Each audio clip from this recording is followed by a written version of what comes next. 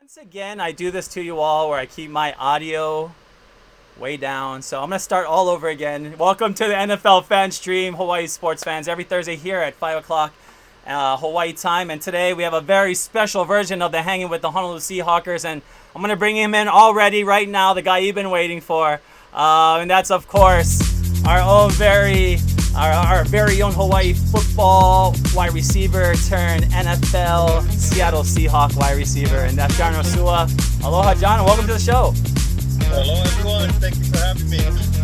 I mean, it's so exciting today. I got that excitement in me. The NFL schedule came out, so that's all I can think about now is all the games. But what's going through your head right now, bro? I'm just anxious to get back, seeing that schedule drop. I was over at Marshawn's house when it dropped, and I was just excited. We were watching some film of him, and it was just a cool moment. But just the nerves are just building up. But it's gonna be fun when we finally get back out there. So you're talking about Marshawn Lynch being in Hawaii? Yeah, correct. Yeah, he has a place down here, so I've been going to his house often and just kind of picking his brain. Wow. So John Ursua here, chilling with Marshawn Lynch in Hawaii and getting ready for this season. But we want to bring on, of course, our Sergeant of Arms of the Honolulu Sea Hawkers, and that's Sean Eyman, one of the biggest Seahawk fans in the world, but definitely on the island. And so, Sean, what are you feeling like today, Sean? How's it, Wayne? What's up, John? It's a good day in Hawaii, huh?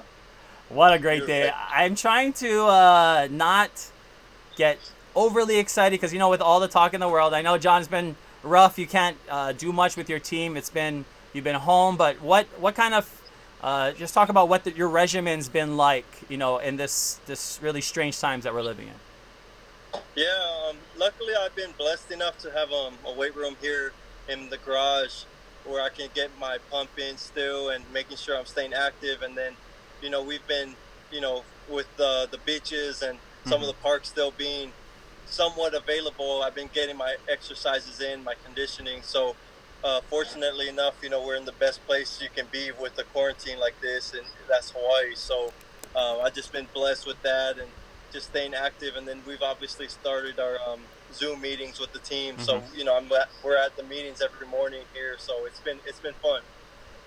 And we see you on social media, and you're just enjoying the Hawaii weather and just and getting yourself just ready for this upcoming season. But talk about what it's like training on our island as opposed to being anywhere else, and just the uniqueness of that.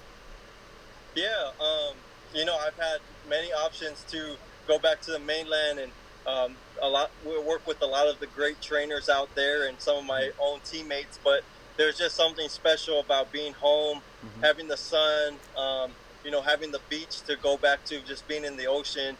It brings a natural, vibe where, there's a healing to it, and a special feeling just being here and training in your own backyard in a sense. So there's always that question like, oh, should I go out there? But then in my mind, I'm like, no, this is where I need to be, and this is where I'm gonna get, take advantage of the most, or just being home. Well, Sean, I'll let you chime in because I know you're excited to talk to John and find out how he's been doing as well. Yeah, John, so what's your get off the airplane food? I like it. When I come back into Hawaii? What's the first, where you got to go first? Oh, I mean, I'm most likely going to kimchi too and get it in a meat plate. Ooh, that sounds delicious. That's one of my go-tos, and then obviously I got to get a musubi sometime within the first day or two. What do you order at kimchi too? Meat jun, all rice, Nice. and I'm just pounding that in like 5 minutes at least. Sean, we can't talk about food right now, bro. I'm stuck in a quarantine right now. I can't get the kimchi too.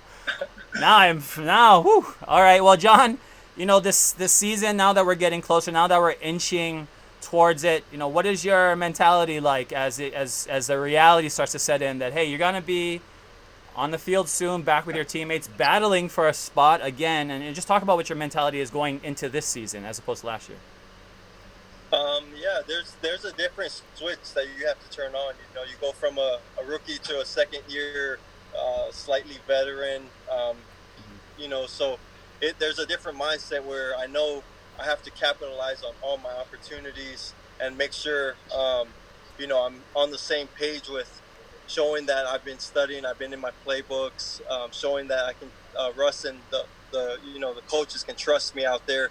And so it's just been fun to be able to, just have this time to kind of study more, look over plays more, and just prepare myself as much as I can to be able to get on that field and impact the game and help the team as much as I can. Well, one impactful play last year we remember was that catch on the 1 yard line, and can you just take us through what that was, that whole scenario? I mean, such a major part of the season. It wasn't like the first game or a preseason. It was like, get in there. This is a major moment. We need an impact play, and you provided one. And just talk about just that whole scenario. Yeah, it was a special moment for me. I'm not gonna lie. Mm-hmm. I got the the beginning of the game or warm-ups. They're telling me, hey, you're gonna dress tonight. We only have 4 receivers. Wow. And so I'm thinking already, okay, this is what I live for. This is the opportunity I've been waiting for. And so already there, I'm excited. I only get my first snap, I think, in the mid-second quarter, and then I don't go back in for the rest of the second quarter, and then all of the third quarter I'm out, and then all of the fourth until that last 46 seconds, however much time was on the clock, and they're saying, JU, you're in. It's 10 personnel, so we're taking out a tight end and putting you in. Oh, cool. And I'm like, okay, like, let's go. Like, my legs are a little cold, but I'm ready for this. Like, this is, it's 4th and 10, but I'm not even thinking like that. I'm thinking, okay, this is an opportunity to make a play.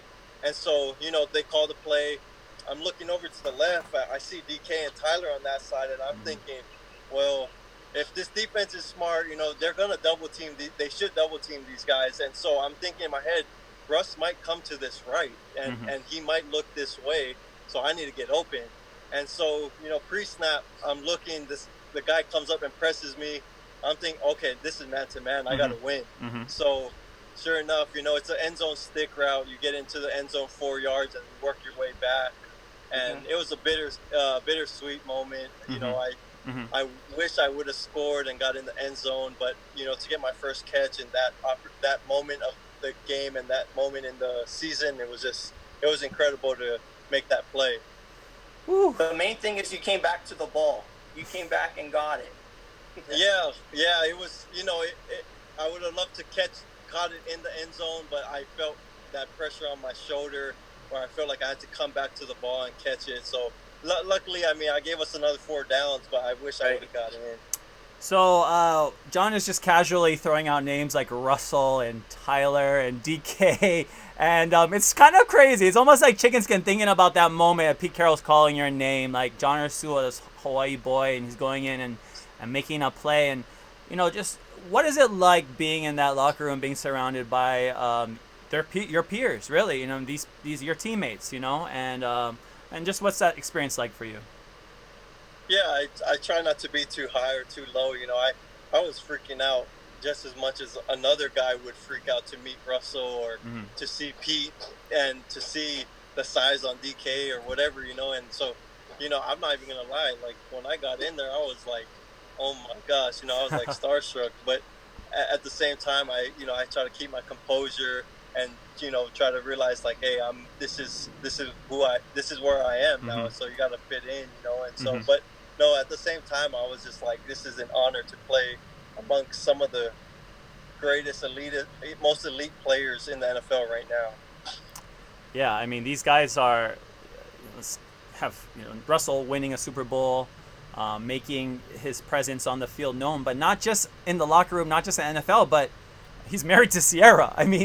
What is this like? It has to be crazy, not just to be in that locker room, but just to be mentored by him as well. And just talk about one of those conversations like when it's just you and Russell Wilson. Yeah, no, I talk to Russ often. I think it's probably 2 or 3 times a week where we're chatting.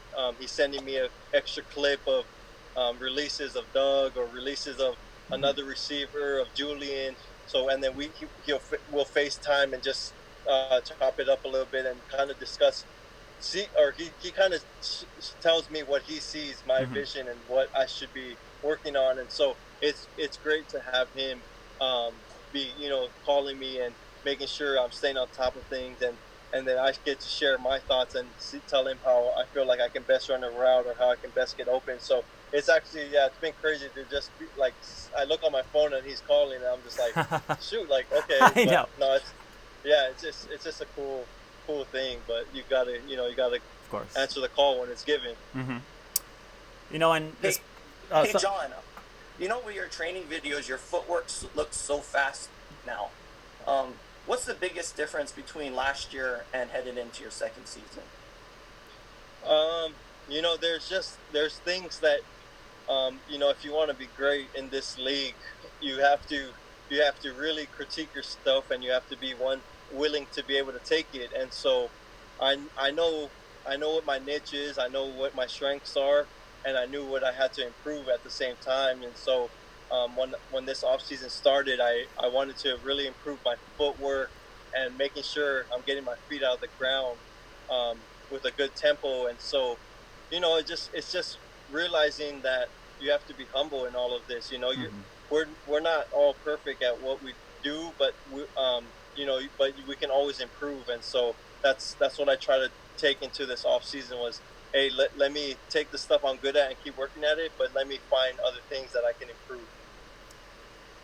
John, I'm a slightly older than your brother Anthony, but growing up with him, and when you were in high school and watching your stuff, I told Anthony, I was like, make sure your brother comes to UH, okay? Don't let BYU steal him or anything. And I don't really get into the recruiting game very often, but just being associated with your family and knowing Anthony and somebody that, a guy that I obviously talk sports with a lot in football, and he was so excited to talk about you and your brother. I mean, you got other talented athletic brothers too, and just talk about what that was like growing up in Hawaii and being being in a big Hawaiian family and making it to that level and achieving that, and what does that feel like for you? Yeah, no, it was just another stepping stone that I felt like I had to prove. I'm the youngest of 6, and I have 3 older brothers, and when I tell you it was either going to end in a fist fight, or I had to stay on the court or on the field until I won.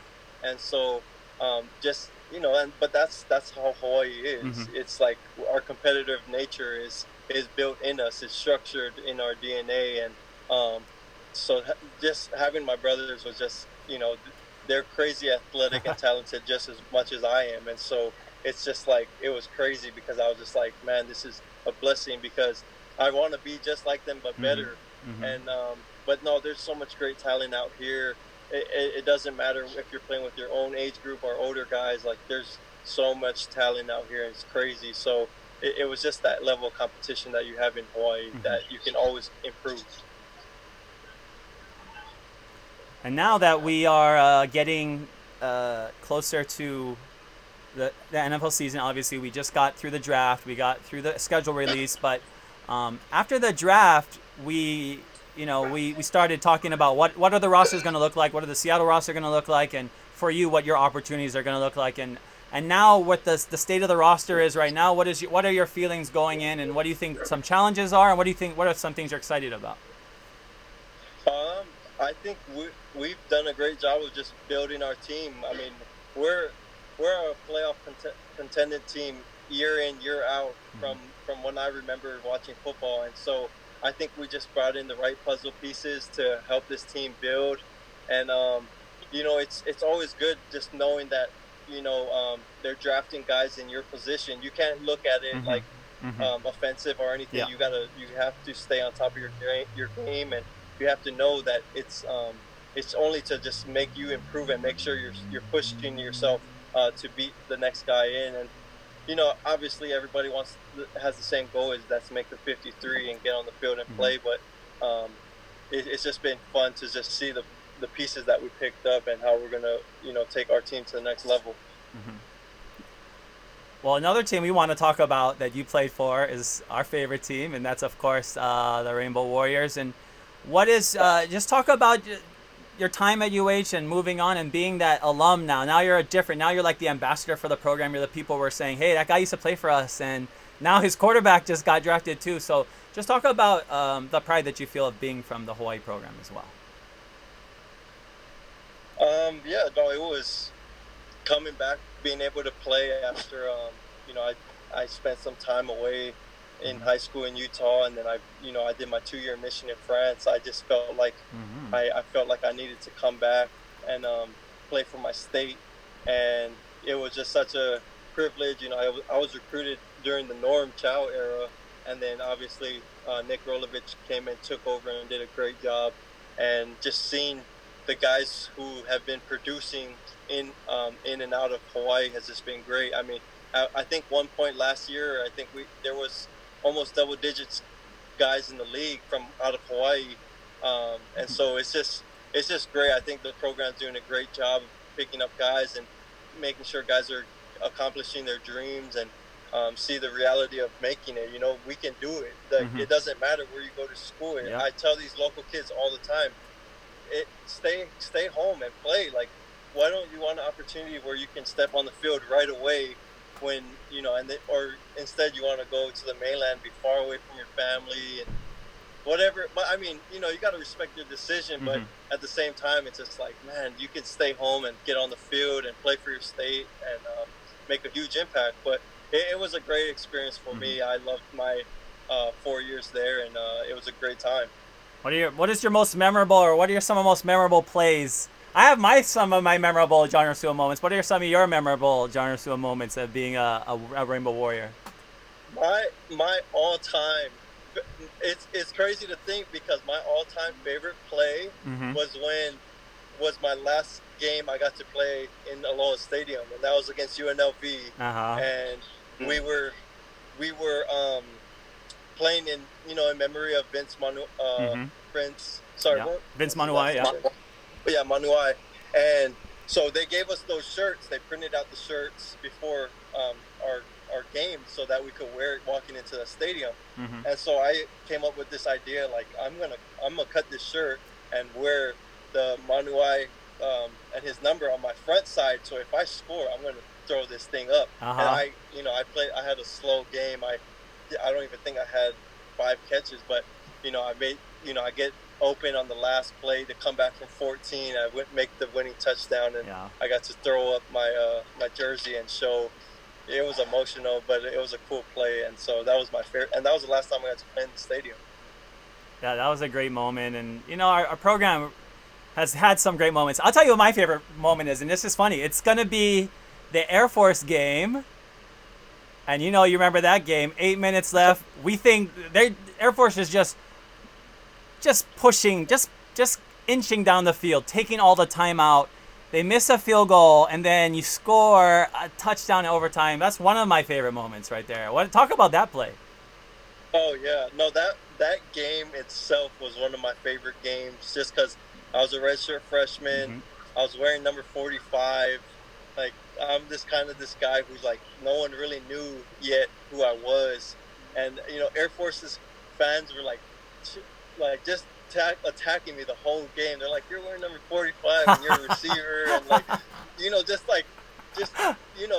attacking me the whole game. And I'm just like, man, I got to do something to these guys. And, it was my first 100-yard game. And then I have that touchdown where I run that double move. That was so nice. And it was just, that was one of my all-time favorite games, for sure. So that was a cool play as well. All right, Sean, you got to give us yours, Sean. Well, the game where you had the 2-point conversion on the road, that was my favorite. Like, you just dominated in that game. Wait, what game was this? Well, there was a game on the road. Was it San Jose? Yes. Yeah. Okay. Yeah, that was a 3-touchdown game. That was a fun game for me. I mean, that's just every kid's dream, to score 1 or 2 touchdowns, but to be able to score 3, get an extra, 2-point conversion and everything, where coach just flicking me the ball. It was just like, man, I was just in heaven. Like, I felt like we couldn't be, stopped to going into the end zone that game, and so that was one of the craziest games I've played in, because we went into like 4 or 5 overtime that game. It was exhausting. It was exhausting. Yeah, it was. Well, we want to also shout out your family, your extended family. Well, we want to shout out your parents first, Auntie. I got to see her at the games a lot. Oh, did we lose John for a slight moment? Or can he hear us? I think he's still. I think he's still on. Yeah. But we want to shout out his parents, and also and they're probably out there. We got to say hello to the Fruta family as well. But John, the Frutas put in my hot water heater about 6 months ago. See? And 5 stars. 5 stars. There you go. Fruta Plumbing, 5 stars. I'm gonna throw, because the Frutas are some of my favorites too. Some of the best. We got to hang out with them in Boise this past year for the Mountain West Championship. They came up, and just such a one of those families that has been very prominent in Hawaii football, and also in in our local football pedigree as well as here. So lots of talent there in the Ursua / Faruta household. I think we might have lost John, which is fine. That was a great. Thank you so much, John.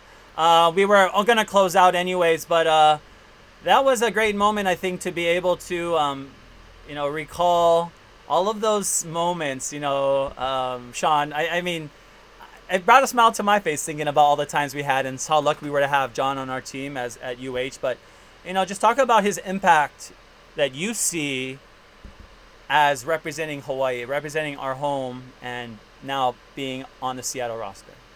So he's a great representative of Hawaii. He is absolutely the number one fan favorite at Honolulu Sea Hawkers. We post anything about him, and his things get the most likes. Over 100 likes usually for him. We've been on him since he made his visit when he was still playing at or after he finished playing at UH. When he went up to Seattle, they had his name up on the scoreboard. So I mean, we've been with him since day one, and we look forward to doing something with him at some point.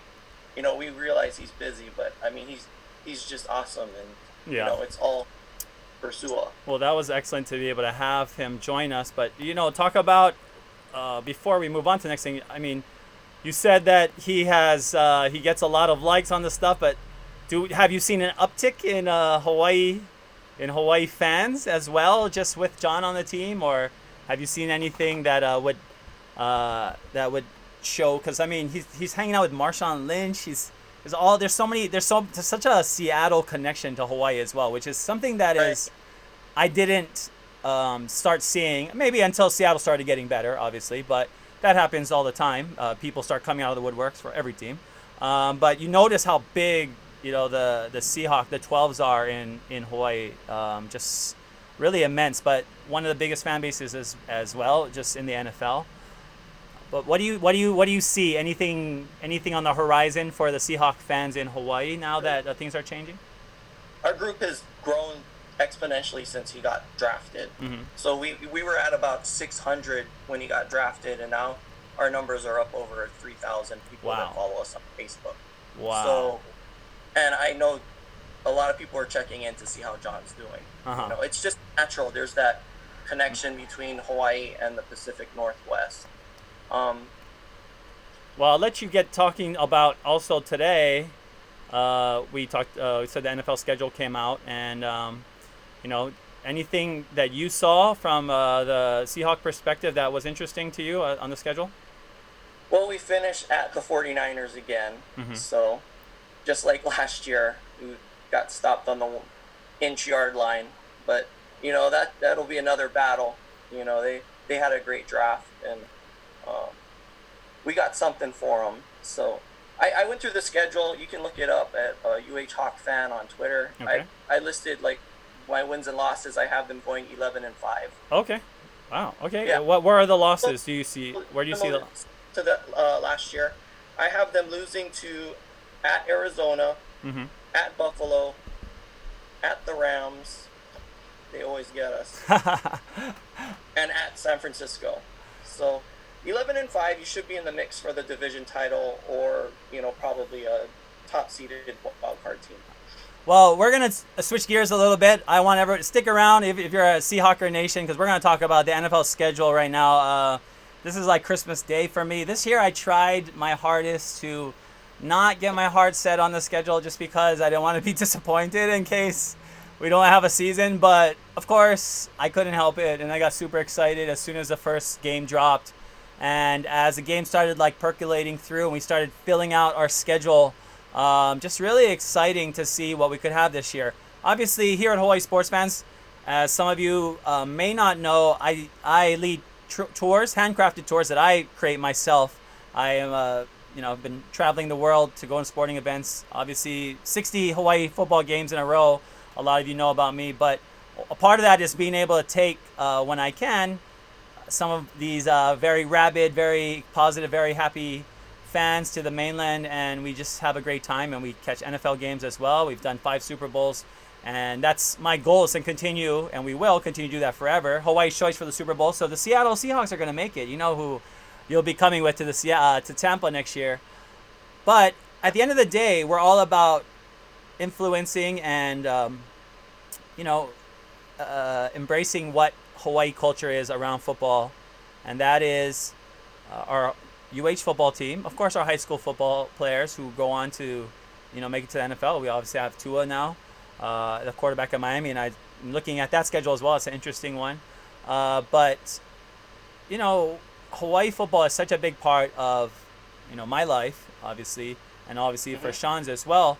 And without the possibility of college football, because in my opinion, we can't have college football NFL has to be playing with fans before college football even sneaks in there. I just don't see a possibility that college plays without fans. Like, that's not a thing at the college. That's a pro thing, but that's not like a college thing. That wouldn't happen, just because that just wouldn't. Unless maybe the SEC did something. The Power 5, I don't put it past them to try and leave the NCAA to try and create a football only, because they've been trying to do that for a long time, so they can make decisions under their own purview. But if there is no college football season this year, I still am going to put on some tours, so you can come with me. And I have some dates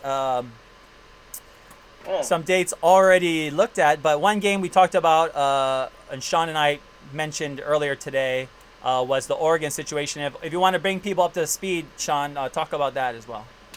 Yeah, so Oregon announced that the first month of the season, the whole month of September, they're not going to allow any fans in. So if the game is played, it will be played with no fans. Mm-hmm. It will be just the 2 teams on the field. Yeah.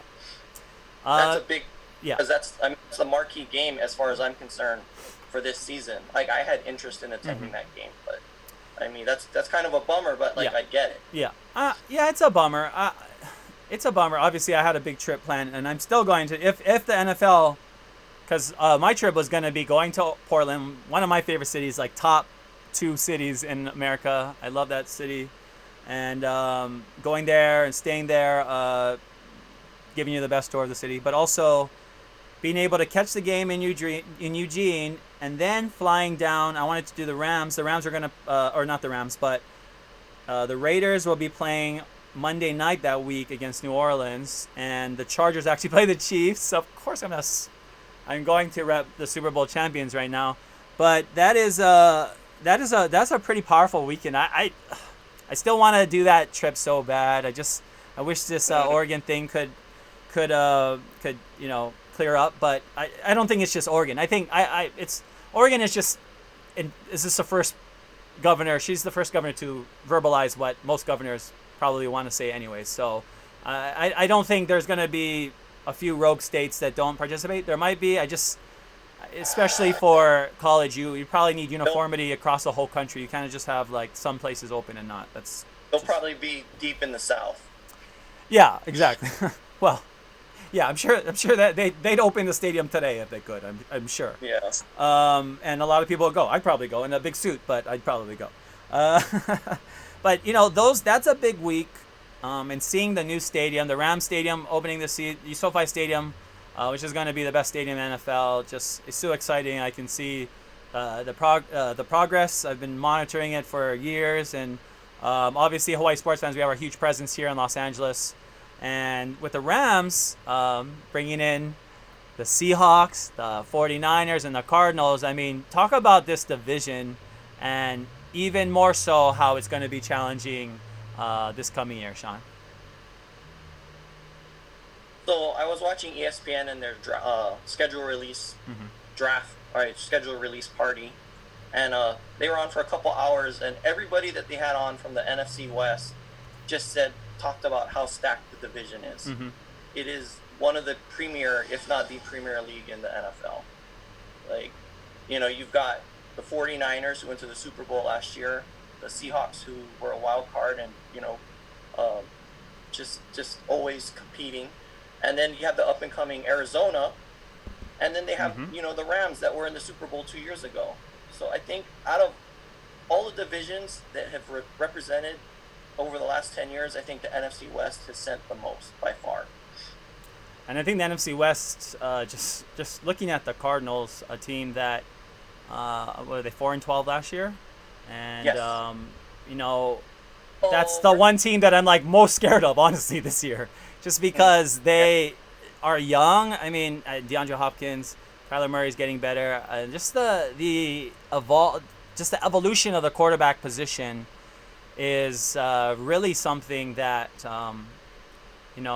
hasn't been something to worry about. We've had mostly quarterbacks in the NFC West have been kind of prototypical. And then you brought in Russell Wilson, one of the best, somebody who can move out of the pocket.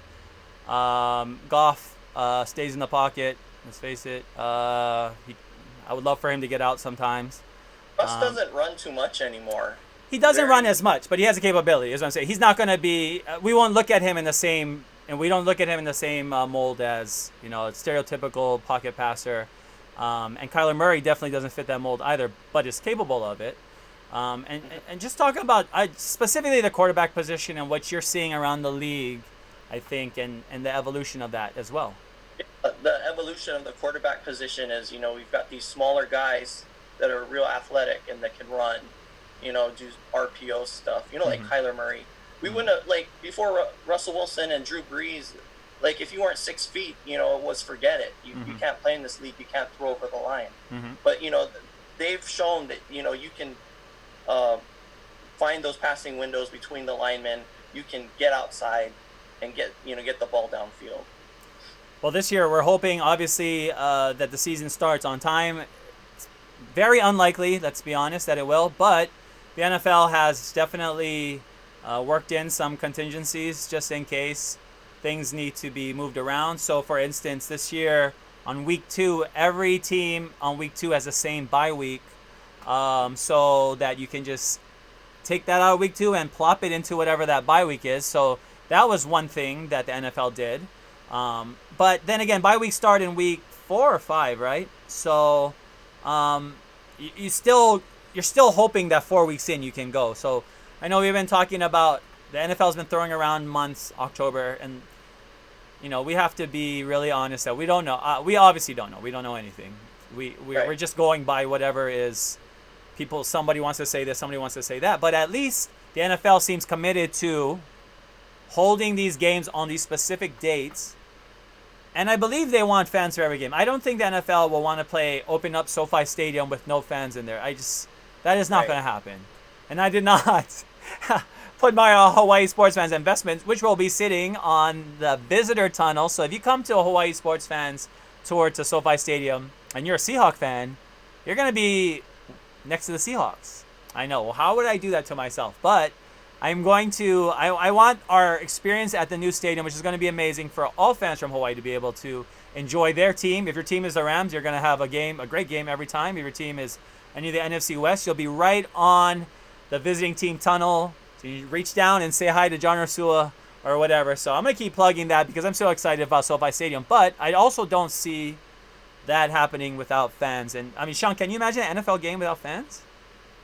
I know. I think the biggest takeaway I took from the schedule release today was just flexibility. Mm-hmm. Like the NFL is giving itself some wiggle room if they need to start the schedule or start the season a month late. they're willing to tack it on in February and then just push the Super Bowl back. Yeah. It sounds like they really want to play the 17 game schedule. Yeah. So. And if so, I'm down with just canceling preseason. I don't see a point really in preseason, but I mean, I see the point in it. I just don't see the excitement right now, especially in this time to. If we're trying to get in limited games, so if we do can't start till October, we just start on whatever the first game is. So say it's the October week, whatever 1, 2, 3, 4, 5, like 5 or 6 is going to be like the mid of October, and that'll be a time that I see Miami. Also, Miami hosts the Seahawks this year as well. You saw that as well, I'm sure. Week 4. Yeah, what a really like those games in September in Miami are just ridiculous. So, and I was going to ask you about that Seattle schedule as well, though. Timmy is out there, or shout out Timmy, who is a big Seahawks fan as well. He said his birthday was on the Oregon game. I'm so sorry. I would love to be there and celebrate your birthday with you. Maybe we could just hang out in Portland and go to NFL games. I don't know, but that schedule in totality, looks doable. And you said 11-6. Well, that was your prediction. 11-5. 11-5. So the 16. Well, so NFL is saying 16 game schedule this year, right? Because you said 17. 16, but 17 with the bye. I see. Yeah. Okay. Yeah. Because I know they were trying to eliminate some of the preseason and add a regular season. That didn't pass the collective bargaining, but still 16 game season. But some of those later games for the Seahawks are in some cold places. So I saw you playing at Buffalo, at Washington D.C., at Philly, but the Seahawks also seem to be a second half team sometimes. So what are your thoughts going into this season? So we usually start slow, and that's the thing is with this. We don't know how much training camp these guys are going to get. Yeah, that's a big point too. That's a huge point. Yeah. And, they're talking about going to 3 preseason games as the NFL is going to transition to a 17-game schedule anyway. So a lot of the first month might be rough. I mean, that first month might be like training camp. Yeah.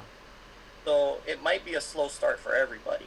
And the Seahawks, they're saying is it's not how you start, it's how you finish. And the Seahawks tend to do better down the stretch than they do in September.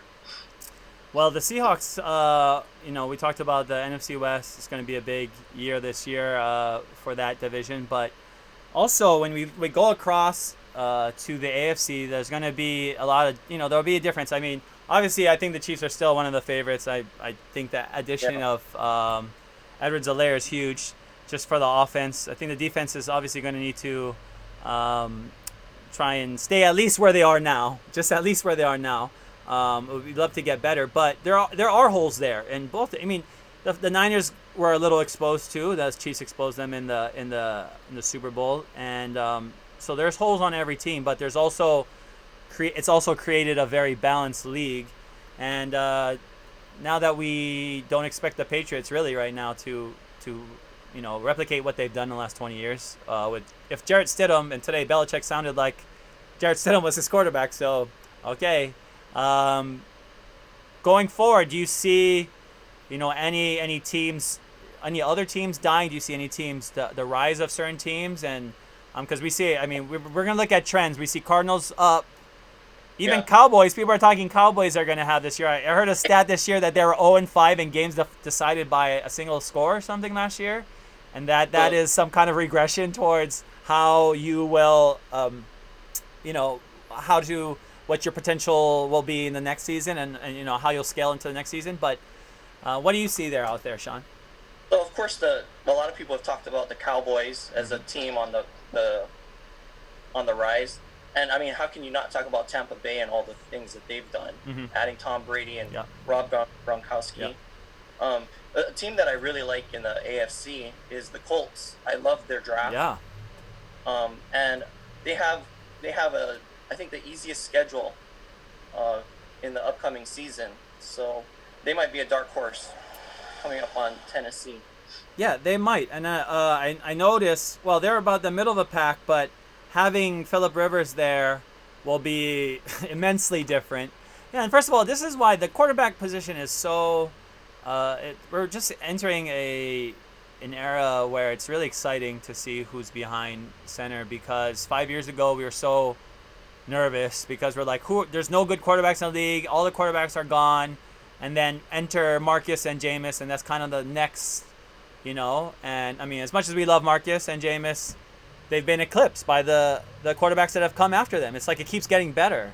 It keeps getting better every year. We keep getting more and more, and Marcus is just the first of many Hawaii quarterbacks that will be in the NFL, and Tua is just the first of many more. And the talent that we have in Hawaii, I'm so proud to see. I'm so happy for kids growing up in the island, seeing kids that look like them make it all the way to NFL and be able to play, a position like quarterback.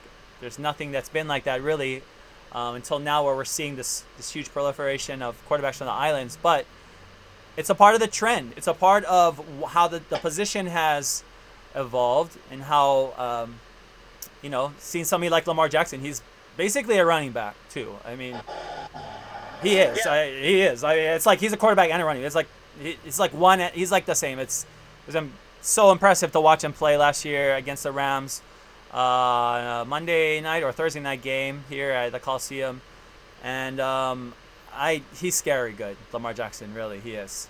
But yeah, let's take a second to big up Vinny Passis, over the quarterback Absolutely. coach over at St. Louis. I mean, it's a factory. Mm-hmm. It's just every single one of them that's coming out of there. They're supposed to have some freshman quarterback that's supposed to be like better than all of them. So, I wouldn't doubt it. It's a beginning of an era. I mean, we're lucky to have Shevin too at UH, continuing that legacy. You got to be excited about this Chiefs at Ravens matchup on Monday Night Football. I really want to be there.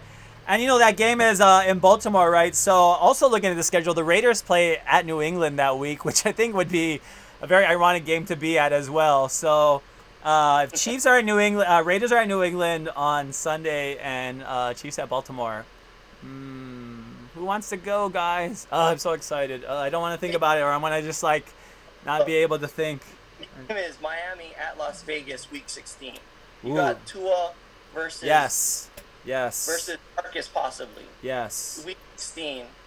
So I mean, you got to do something for that. No doubt. And that game is going to be really incredible. I'm really excited for the Vegas Stadium, just because of, obviously it'll be new, but it's very rare that the NFL, it's very few cities that are always that packed for the NFL. Even if there's no NFL game going on, is what I mean. It's like, the Raiders are not just a football team. They're an act. They are Cirque du Soleil. They are whatever else. They become a part of the Las Vegas fabric. So meets the Raiders, meets pro wrestling. Exactly. So I mean, it's going to, games there will be on a different level. Though the games there will have a very different spice, a different essence. I mean, the NFL for so long had a very strained relationship with Vegas, for obvious reasons, the gambling. I'm still not a proponent. Sorry, people out there. I mean, I don't mind if people want to gamble in sports. I have no judgment. That's not my thing. I've never done it in my entire life, in football particularly. But that'll be a separate, attraction for other fans. I mean, and that's the thing about the NFL. I mean, they are extending, creating opportunities to bring in new fans and create a bigger fan base, and this will be another attraction. But what other storylines are you excited for, thinking about the most about this coming NFL season? Just that there will be one. Yeah. Just the hope that we're gonna get through this, and that the flexibility that the NFL is just a machine, Mm-hmm. and there's just it just seems like it's gonna happen. Mm-hmm. So Goodell, his statement today was, and I quote, "prepared to address contingencies as they arise." Yeah. Which means flexibility. Yeah. So I just think that it's. Yeah, I also think, and you're right. I'm sorry, I didn't mean to cut you off. I think you're right about that, because I heard that Goodell quote. I read it too, and I thought to myself, it also sounds like a little bit of deflection, because the NFL was going to have the schedule out today regardless. I believe, regardless of whatever happens. Like, they were like so set on doing this because they know how much their fans need this this normalcy in the schedule. And I'm one of them. I'm hook, line, and sinker for everything the NFL does. I'm right there for it. But it just seemed like today they're like, whatever, we're putting it out, and we make contingencies, but we really don't know what's going to happen. But I agree with you. It's very exciting, and for Goodell to say that means that the NFL has actually thought this out at least and is planning on holding every game, which we can't say about the other leagues right now, really. So when free agency started back in like mid-March, they said, they told the NFL with coronavirus, you can't do it. They went ahead and did it as scheduled. They told them, you can't have the draft. They did it. The NFL is just undeniable. Yeah. They told them they couldn't, you should push back the schedule release. And, they did it again. So it's just, they refuse to be put on the back. I mean, it's a machine. The only billionaire not making decisions is Goodell, which I believe he's only a high millionaire, but he might be a billionaire by now. I don't know. So when you're talking about that level of power, because money is power, money is influence, especially today, politics, but also because big decisions will have to be made by leaders above their station, government leaders, to be able to get their enterprises going. But the NFL is not going to hold back. They will do whatever they can to get all their games played. But I want to go to the comments real quick and go back to Timmy. Again, he said that nobody's talking about the Bills, and that's true. The Bills, I'm going to shout out Ray Parker, my teammate, classmate from Kamehameha as well, and a huge Bills fan. And that team is really on the rise. Seeing Josh Allen, too, at Wyoming and seeing him over there, wow. But what they've added is scary. Yeah, the Bills, like I live across the street from a Bills bar, if you can believe it. Really? Yep. Yeah, it's nuts. They have all these military guys come down from the base, and I haven't seen anybody put through a table yet, but I'm sure it's coming. Definitely I think if I had to pick, I'd pick the Bills to win the division. I mean, the Bills, now that obviously the Patriots are not the favorites and are not, we have no expectations of them, really. That really opens things up. We find out who the real Patriot fans are, I was going to say that as well. And I'm going to give credit to the one Patriot fan that I saw on my timeline that committed to staying a Patriot fan. So, stay with your team. It took me 30 years to see my team get a Super Bowl. So, if it takes 30 years, you can wait a little while until it comes back around. But the Bills, particularly a team in the 90s that, we growing up, we saw a very impressive 4-peat loss in the Super Bowl. And, that era was also the era of the Atlanta Braves and the Cowboys. So that's the era that really picked up a lot of fans too. So we're kind of on schedule for some of them to turn it around. Maybe the Bills and Cowboys. Can you imagine that, Bills versus Cowboys in the Super Bowl? How weird that would be. But that's the cycle. I mean, it's crazy. There's 32 NFL teams. It's not easy to stay at the top. I mean, what the Patriots have done, with their cheating as well, and with the things that they've done that are unsavory, that has to be a part of it as well. Whether people think it's a big deal or not, it's always going to be a part of their legacy. But it's still incredibly impressive for it to go on a 20-year streak and to have your name up there. I don't know if we'll ever see anything like that again.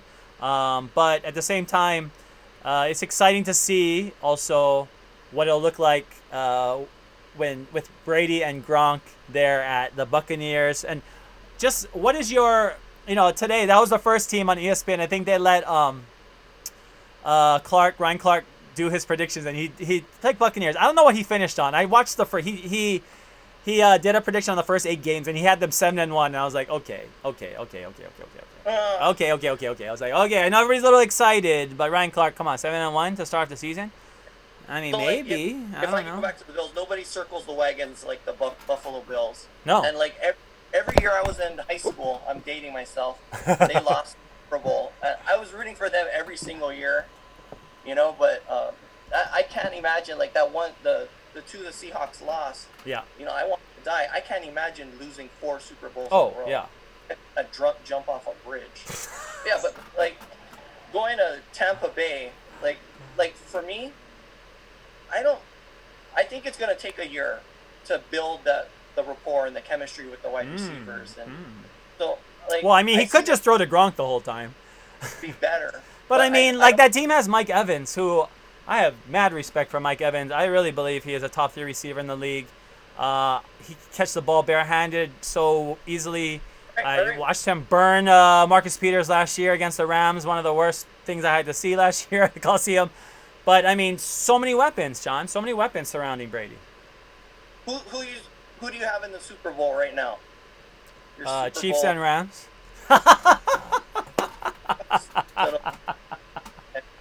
But I mean, who do I have in? Honestly, this year is going to be really balanced. I think it's balanced, and I mean, I feel like the Chiefs are in position to do it again. I definitely believe it, but it's so hard. It's going to be way harder this year, and I could easily see them going 9-7 or something, just because. Yeah, you have that target on your back. You get everyone's shot. Absolutely. You get everyone's best shot. Yeah. So, and I think New Orleans over Baltimore. Okay. That's who I have. Okay. Gun to my head. And New Orleans has to get over that hump, though. I mean, the last 2 playoffs. Okay, they're gonna blame the Phantom PI on the first one. Whatever. Last year they blew it. They choked. Get screwed. Last year they choked. Yeah. So sorry, you got screwed 2 years ago. Last year you choked. So you don't get to play the game. I went to Atlanta for obviously Super Bowl 52, and there were signs around the stadium in Atlanta that said, cheated, not defeated. Like the Saints fans had bought up billboards around the stadium in Atlanta. I was like kind of impressed by it, like driving up the interstate in Georgia. And I mean, that's a level of petty that I've never seen before, but I get it. I mean, it was clearly a PI. I mean, all the Rams people know it. I mean, Nickel Roby knows it, and sadly, ironically, he's not even on the Rams released him, so who knows where he'll end up. But this past year they should have did it. I mean, so no sympathy to the Saints this year. 13-3.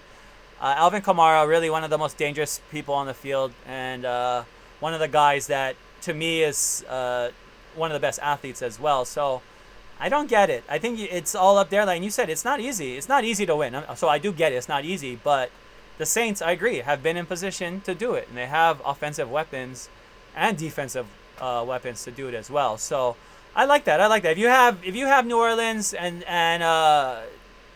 Baltimore, so who are the runner-ups in each conference? Runner-ups. You're gonna say Seahawks?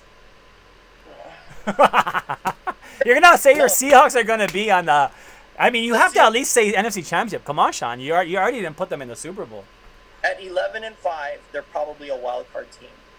Seattle needs home games in the playoffs to advance. Mm-hmm. We're not good enough to go on the road and win 2 or 3 games in a row. If they need to be the number 1 seed to get that, to get to the Super Bowl, it's been established. It's been the pattern. It's just kind of how we roll. We haven't proven ourselves to be able to go on the road, maybe in wild card weekend, but not deep in the playoffs. Not going to the number 1 or 2 seed. We haven't done that yet. Well, maybe back in like '83, Miami. Mm-hmm. Miami, but that was when we were playing the AFC. Let's go over some of the the divisions. We'll go to the AFC West. Gavin commented Broncos, so he must be a Broncos fan, and he predicted the Broncos to win the AFC West, and that's another team that we haven't talked about. But AFC West, you have Chiefs, you have the Broncos, obviously. You have the Raiders and the Chargers, and that's going to be another division that could be a toss-up. We don't know if Tyrod Taylor's going to start. And even if he plays the whole season, which I think he will, I think he's a great player and a dangerous quarterback as well. But what do you see in the AFC West? Let's go division by division. I really liked what Denver did in the draft. Yeah. I like Drew. I think they're getting better. They're up and coming. Mm-hmm. As far as the Chargers, I kind of see them as the 4th place team. They'll be playing for a top pick next year. That's how I see it. I think Tyrod. Okay. Yeah. Tyrod Taylor's just a stopgap. He'll be there next year, and he'll be on his merry way. So what do you think about Justin Herbert? Oh, I like him. The guy out of Oregon. Mm-hmm. He's the future. It's definitely not Tyrod Taylor. Mm-hmm. I could be wrong. He could pull a Tannehill, but I doubt it. and it's funny, you can't say pull a Tannehill because maybe that just means you got to go to another team to take over. Maybe you can't just stay in Miami. That's the scary thing. I don't want Tua to pull a Tannehill. I want him to do well there in Miami. But yeah, that's going to be a tough division with the AFC West and the Raiders playing in Vegas. And the Raiders, there was some chatter. I think one of the ESPN, at least one, wasn't so sold on Derek Carr becoming quarterback. And do you think Derek Carr will be the starter? And do you think he'll be the quarterback at the end of the season as well? I just heard that John Gruden just screams at him in the quarterback meetings, and he just doesn't like him. He's too much of a choir boy. He swears at him. Swears at who? Me being optimistic for Marcus. Wait, you're saying swearing at Marcus? You're saying that Gruden just goes after Marcus? Or Derek? No, just he swears at Carr. Oh, okay, I've heard like Carr. Yeah. No, you're right. And they haven't had a great relationship either, for sure. And I think, Marcus is definitely going to get a shot, whether it be through injury or production on the field this year. Yeah, I think he'll get a shot. They're paying him too much as a backup to not see what he has. Well, that's also interesting, too, because there are some great quarterbacks. An MVP is still out there jobless. And today he said he'll take a backup quarterback role. Obviously, Cam Newton I'm talking about. And another guy that's a large human on the field that can move, but he's not trending in the right direction anymore. But do you see him, Cam Newton, signing anywhere this year? Yeah, because there's no starting jobs left, so it's like what is he really? It's like stating the obvious. I think he has to prove that his health. Has to overcome his health issues.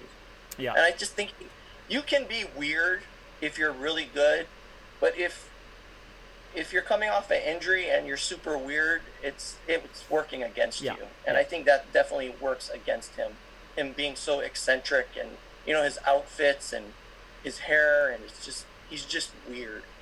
Well, I mean, I think now that he realizes he doesn't have as much leverage anymore, and I think he'll take less money. I think the Rams could use him as a backup, honestly, and that that's one place for him because you need to have. I think teams, particularly that don't have a weapon like him who can do both, can use his feet. Right. I think it's important to have something like that on your team, especially if you can get one at a pretty decent price as a backup. So I anticipate him finding a job. But let's move over to the AFC Central briefly. Steelers, Titans, Browns, Bengals. The Bengals had the number 1 pick. Are they all in? Does he start game 1? Yeah, he got the playbook, 3 weeks before the draft, and they said he was soaking it up. So I think he's your day 1 starter. They cut Dalton. I mean, what else are they going to do? Yeah. He's the future. And Dalton, obviously, now the backup at the Cowboys.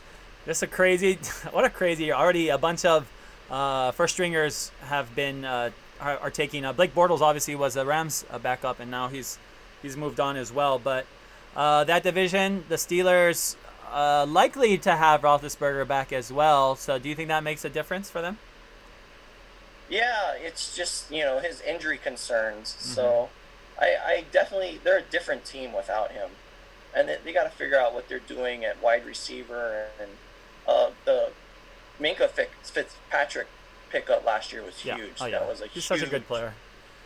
He was incredible. He was just a different dude in Pittsburgh. That was a Khalil Mack level head scratcher for me. But it's not easy to have a roster and paying, and it's a big labyrinth of a maze of trying to figure out how to make all the parts work. But if you can do it consistently, or at least 3/4 of the time in the NFL, you can make the playoffs. And this year it might be that way. It might be a lot of 11-5 teams, 10-6 teams, rather than 13-3, 14-2 teams. And I think that's something that's really exciting too. But let's go back. We were talking about the Bengals and Browns as well. But what were you saying? We have the extra playoff team too. Only the number 1 seed has the bye. We have the extra wild card team. That's right. So that'll be a huge difference. The Rams would have made the playoffs this year. The Rams, to me, didn't have a great year, but they're still 9-7 and should have probably made the playoffs. and still did well in their NFC West. So there are teams I think that are still the next on the fringe that are worthy, are playoff worthy, and I'd like to see more teams added. I think more football is great, obviously, as well. But when you look at the Titans, do you see them repeating their success from last year? I kind of feel like that was a perfect storm. Yeah. I can't see them replicating that. I mean, especially their playoff run was incredible. Yeah, it was incredible. It was incredible. Their whole season was incredible. Honestly, their whole season was incredible. And Tannehill played really well. Like, where I did not see that. I was like, Tannehill, okay, next. And then he goes there, and then he takes our boy's job. And then he does well. That was probably the most knife twisting part, was that he took them all the way to the AFC Championship. And the best part was, the Chiefs beating them. I would complain and just say that, the offensive line is terrible. Like, Marcus is a pinata. And then, like, you take Marcus out and you stick him in, and they're just a totally different team. Mm-hmm. So, I mean, that, like, as a local fan, that was hard to digest, that it wasn't, it was kind of on Marcus. And so hopefully him getting another chance in Las Vegas will be a new chapter for him. But as far as Tennessee, I don't see them replicating that. I mean, that division is tough. I mean, the Ravens and in the South. Sorry, we went to AFC South. So we went from AFC Central. We'll go to AFC South now. We're talking about the Titans and the Ravens. That's a huge division. Titans, Ravens, obviously Colts. That is a division that is on the rise as well, right there. Who else? The Jags are in the division too. So we'll see how that team ends up doing. Not too much coming out of that area, but let's move over to the AFC East. We talked about the Bills and the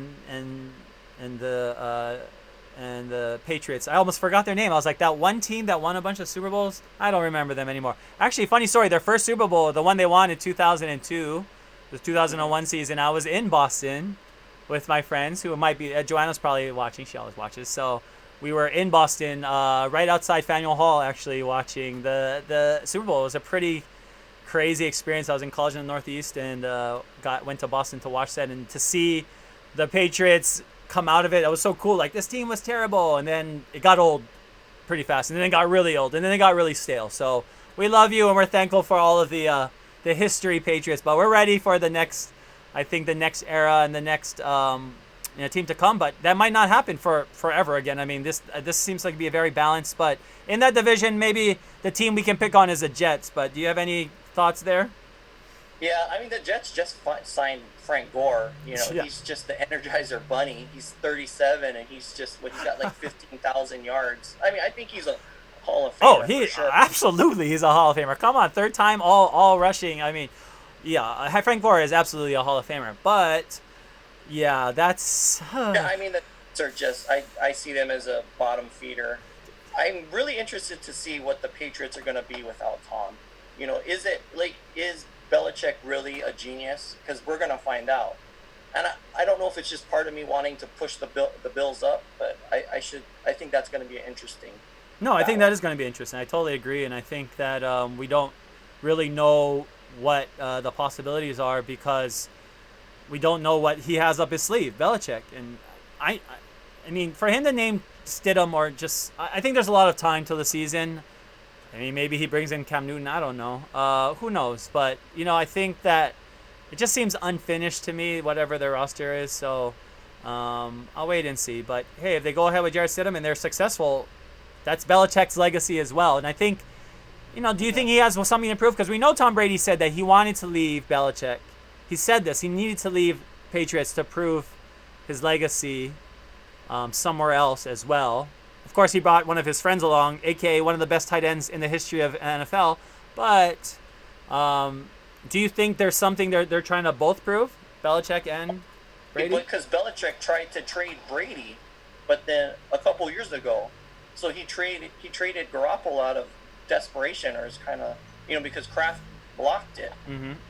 He wanted to keep Garoppolo and trade Brady, but. So do you see Stidham as a Garoppolo, the next Garoppolo possibly? That's the guy that he picked. Absolutely not. Yeah, I don't either. as a backup. I don't see him as a feasible starter. He's just a stopgap until they find what they need. I agree, and I think it's weird because just like it was just like the Broncos when they didn't have a quarterback for a little while, and the Broadway Joe didn't work out when he left the Ravens and went over to the Broncos and signed a huge contract. So I thought that they would, it's like they took their chances, Case Keenum, and just plugging people in. But you just gotta have a guy in that position, especially now in the NFL. You have to have somebody that has to be like one of your best players on the team for sure. Your quarterback. Right. Either you have a quarterback or you don't. Yeah. And if you have a quarterback, you need to do whatever it takes to get one. So let's see that. Yeah, we see that all the time. But we're gonna go over to NFC real quick. Let's go stay in the East. So let's say the NFC East. That's one team that's I've been thinking about a lot has been Washington, just because they have been another one of those teams that they always get attention. I don't know why. Maybe they're in the capital, but it's like you don't know what's going to happen. And I know Alex Smith has been putting out videos and showing his comeback. But do you see anything in the division that'll change? I mean, the Philly, Dallas, anything pop up to you there? Well, I'm looking at this division as going down between the Cowboys and Philadelphia. Mm-hmm. I'm really not sold on. On Daniel, on the Giants. Yeah, Daniel. Yeah. So. Yeah, and I think it's and this year the NFC West plays the NFC East, does the crossover, so that'll be some interesting games to see, because the Giants. I think the Giants. I think Alex Saquon is a great player, and it is to say what their quarterback is going to be, but the Cowboys. Are they the wild? Are they the ones that are going to surprise us? Are they the ones that are going to be the same? Are they going to be 8-8 again? Well, I mean, they got to get Dak signed. They got to get his contract. But I heard with the collective bargaining agreement, they don't want to give him the real big money. They said the salary cap might be like 30% lower next year because of all this what's happening with this coronavirus. Mm-hmm. So. Well, they were going to franchise him, right? If that was the option as well, right? That they could have on the table. But you could sit out if you didn't want to accept the tag. But I think Jerry Jones is a really tough negotiator and will not. I mean, look what he did with Ezekiel Elliott. I mean, he dragged him first. He didn't just come to terms. He first made sure he went to the press and told them that he doesn't need an all-pro running back to win a Super Bowl. That's what he said first. So this guy is not going to be toyed with for sure, Jerry Jones, and it's going to be a battle, I think. But I think ultimately Dak will get signed. But that'll be interesting there, and they've loaded up, so that'll be interesting. But let's move over to the NFC Central now, and talk about some of the teams you see there. NFC North? Or NFC North, I'm sorry. I keep bringing up Central. Sorry, I'm back in the 90s again. Once we talked about the 90s, I went back there and started talking Central and South. And okay, North and South, guys. We're not. It's 2020 now. Mike, the Midwestern Hawaiian Montgomery, he's in the chat. He's a big, huge Vikings fan. He's up, out in Ohio. So, I think I'm not sold on Kirk Cousins as, he can get you to the playoffs. I don't see him as the dude that'll win you playoff games, but he'll get you there. Last year, I don't know. He was so impressive last year, though, when he got called out and what he did. I don't know. It's hard for me to. Kirk Cousins has so shocked me since he came into the league. I mean, he came in behind RG3, right? So he was supposed to be RG3's backup, and then he got the starting there, and he moved on. So I like that. Mike also said Camp for backup in Minnesota would be a good fit. I agree with that as well, and I think that would help hedge some of the concerns that you have with Kirk Cousins there. But Green Bay is also in that division. What do you think about the Packers? Yeah, the thing is, Green Bay didn't give Aaron Rodgers a second wide receiver unless I think it's Devin Funches they signed as their second wide receiver, and I don't understand what they're doing. Are they just trying to piss off, Aaron Rodgers as they push him out the door? Because, this is definitely we're pushing you out the door. I mean, I'm kind of shocked that they drafted Jordan Love. And I'm not saying he's a bad player or he's not the guy of the future, but wow, to like use your first round pick when you were in the NFC Championship game last year. You were in the NFC Championship game last year. Of course, you did terrible. You laid a giant egg in that game. I was there, cheering for the Chiefs, but who weren't even in that game. Draft 2 wide receivers. I don't understand. Yeah. Especially in a draft, 36 receivers get drafted, and you don't even take one in the first round. Yeah. And no need for them. Like, I don't get it. And that's the thing is, like, Aaron Rodgers is grumpy and moody anyways, and then you're going to do this to piss him off? Like, how do you think this is going to go? So, like, I see them as, like, a 9-7 team. Like, I don't see... Well, I mean, that's another great division. I think, you see Minnesota. I mean, the Bears, obviously, that'll be... we'll see what happens there. I mean... I think Trubisky's quarterbacking on borrowed time. Yeah. I think he... Yeah. I think they're trending the opposite way, too. I agree. We're going to see Napoleon Dynamite before soon. You mean Uncle Rico? Uncle Rico's going to... Maybe they'll get the other Uncle Rico, Gardner Minshew, obviously, the one we're talking about. The new Uncle Rico is Gardner Minshew. So maybe he'll be sent to another team. But, that's another team division. Let's move over to NFC South. And you talked about the Saints already. And seeing how you have them in the Super Bowl, you definitely have high expectations. And I think that's a great team. I think the Saints and Kamara, I mean, he's one of the best offensive players in the league, and that's a huge weapon for them. Yeah, I think they got to go back to Kamara more. They didn't utilize him as much last year as they did the year before that, and I think this is his contract year, so I think he's got something to prove. So, just like running backs, they'll pound them into the ground, Well, Panthers are going to be starting new as well. Do you think they can push the Saints at all? They surprise anybody? I think the Panthers blew it up, and they're kind of like a 6-win team, tops. Yeah. That's the way I see them. No, I agree. I don't see that. I don't see them. The Falcons also in that division. Who else are we missing? Falcons and Bucks. Falcons maybe like an 8-8 team. And then you have Tom Brady. Tom Brady versus Drew Brees twice in 1 year. At least twice. And in week one, Tampa Bay at New Orleans. So that's something to look forward to. That's going to be super fun. Oh, gosh. Yeah. I hope it happens on time. Don't want to get my hopes up too high, but you know how it is.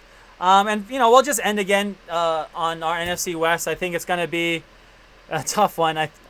I'm not as high. I think the Rams also blew it up a lot, and they're going to need to figure it out. I'm excited about Cam Akers at running back. I think he is a lot. He's very similar to Todd, but I think last year's pick, the backup out of Memphis, is every down back as well and can play.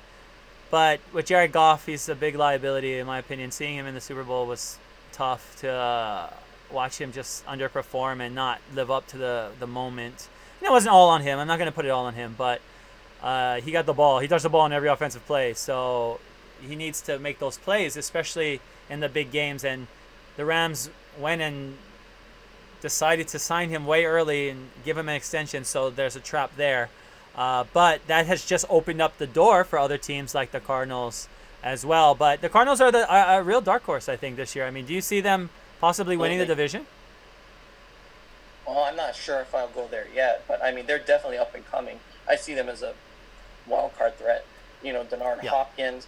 They traded away that terrible David Johnson contract. Yeah. I really don't know what Bill O'Brien's doing in Houston. Just straight up giving away his best players and overpaying in terms of draft picks. But do you see anybody going 6-0 against the conference, against the division? Not. Do you see anybody going 5-1 against the division? Seahawks going 3-3. So I think everybody goes 3-3. That's what I see. It's just the NFC West, first of all, so it doesn't matter. But this year is going to be crazy, and every game will be must see. That's what I'm excited about, because usually you can't have a game. You can have a game that's not kind of lackluster or lacks that star power, but every game, every NFC West divisional game will be a must-watch, in my opinion, this year. Just given the history of these teams, and then you're adding this new generation, this new era. So I'm pretty excited for that. I would say I'm sure you are as well, Sean. Absolutely, and it doesn't matter how bad the Rams are and how good the Seahawks are. The Rams always, always, always get the Seahawks. And yeah, didn't matter if it was in St. Louis. Yeah, it doesn't matter, and that's the strange thing about the division. So it's easy. It's an easy win, and they beat the pants off us. It's just unbelievable. So yeah, I mean the NFC West is just loaded. Mm-hmm. I think the NFC West is loaded. I don't. Nobody picked the 49ers last year, and the NFL is just so cyclical. Mm-hmm. Anything could happen. We could be talking about the Rams. Rams taking the division. Yeah, I think we could. But let's talk about the 49ers. We didn't really talk about them that much, but they added Brandon Ayuk, who is Todd Graham, was recruited under Todd Graham, the current University of Hawaii football coach, but when he was at Arizona State. And he's being looked at to be an impact player, to be a starter. But that's where they went. They lost DeForest. So they lose a big-time Hawaii connection in DeForest Buckner. But what do you think? What do you see with the Niners in 2020? Well, I love what John Lynch did in draft day. Like, in the middle of the draft, he had a garage sale. It was amazing. He shipped out the running back. He sold off, the extra. He just had a garage sale in the middle of the draft. Mm-hmm. It was amazing. They had a great draft, and they traded DeForest, but they got his replacement. I thought they were gonna sign DeForest to a long-term contract and get rid of Armstead next year, but they moved that up a year. I still see them as the class of the NFC West. And nobody picked them last year. Nobody picked them to win the division last year. They class. Wow. I don't know if I use that word, but I definitely will say that they could be favorites. I mean, I don't see them getting much worse than they were last year. So that's difficult if you have to play the Niners. But like you said, and you said it as well, the NFL is not a given every year. The Rams went from being the Super Bowl, and they realized what that felt like the next year, being the NFC champs and having that target on their back, and what that feels like when people are like, how did you get so bad in 1 year? How are you not, that game against when they got blown out by the 49ers. I mean, that was an embarrassing game for the Rams. That was really the beginning of the turnaround from the Super Bowl team to a team, talking about going back to the Super Bowl, then getting blown out by the 49ers. I mean, that game was when everything switched, and when the Niners, to me, proved that they were, maybe the class of the NFL at that time. But it takes a while. You have to build it up. The Niners are doing well, but you gotta take more than 1 year to be a class of a league. You gotta prove it more than to be the Patriots or something. Their whole defensive line is number one picks. I mean, pick in the top 10 of the draft. For so many years, that talent's gotta show up at some point. Yeah, no, I would still put the Niners as the favorites, no doubt. I mean, I'm not, but going to mince with that. But I think that they're not. It's like a tie for second, or if 2 and 3. I mean, Garoppolo goes down, or something like that. It's you're looking at maybe 4 wins if it happens early in the season. They bring Kaepernick back. He takes him to the Super Bowl. Then I'll become a Niners fan. I promise that if that happens. I mean, wow, Sean, way to kill the buzz, Sean. I think it's ridiculous that he never got another shot. It's completely ridiculous. It's completely ridiculous. Get another shot. I think he deserved another shot. It's just politics. Yeah, I mean, these are all of these situations, and we'll do a different show. Sean and I will promise maybe we'll do another show about those kind of things, because there's a lot that we have to share. But that's a different channel. Yeah, we'll have to make a different channel for that. But not only Kaepernick, there are a lot of great quarterbacks out there as well that are hanging out there waiting for jobs, because there's just a dearth of talent out there now. And we'd love to see our own Cole McDonald obviously have a great. We didn't bring up his name, so obviously we got to shout out Cole McDonald. But if Tannehill goes down week 1 or something, I don't know if Logan Woodside or whoever their backup is going to beat out Cole. and I really believe that Cole has a chance to be at least win the backup. So that would be fun to see that happen. But it would also, you never know. Like you said, there are a lot of teams that really don't even have anything past their starter. It's like, I mean, the Rams are one of them. John Walford, like, what? That's going to be the starter if Goff goes down, which is possible if Goff takes a hit. But wow, I mean, who knows? Who knows what's going to happen? But any final thoughts, Sean, as we wrap up this NFL schedule release holiday and Christmas usually Christmas in April, but they made us wait till May before they release the schedule, which is fine, but it's always been Christmas Day. Don't you love the day that the NFL schedule comes out and you can just see all the fun places that we're gonna go in the fall? I love it anyways, but I mean today was even more special because of what's going on in the environment that we're in. Yep. Like, and this usually happens around like mid-March. You know, we fill out our calendars and we start looking at what games and you start making plans. But it was great. Having John Ursua on was awesome. It was. So, I think it was as Ice Cube would say, today was a good day. Today was a good day. I agree, and that's the best way we're gonna end this. So, thank you for all of you who have joined us in our comments, and mahalo for all of those who liked our page. Make sure to like us at Hawaii Sports Fans. I'm doing this pro bono. There are no tours right now, people, so I'm giving you everything right now as a host. I'm engineering this show. I'm putting it all together. So go ahead and leave me a like. I'd appreciate that at HI Sports Fans. I'm not going to go pin a Venmo up there. Not yet. Maybe I'm going to do that. I noticed that people do that in their streams, which is very interesting. But yeah, this is something that I think our streams will continue to engage our base. We'll continue to grow the passion that we have for the NFL. And we'll have even more good days down the road with our good friends from the Honolulu Sea Hawkers. And that's, of course, Sean Eyman. And I don't know. It's like I don't want to get off now, Sean. We just keep talking about the NFL. But I think it's time to go. I think it's time for us to probably grab some food or something, get some sustenance. But we'll see you on Sunday night, everybody. Come back here Sunday. We're going to do a Sunday sound off for Hawaii football. But for Sean Eyman, I'm Wayne Cueto. We'll see you next time. Aloha. Aloha. Go Hawks.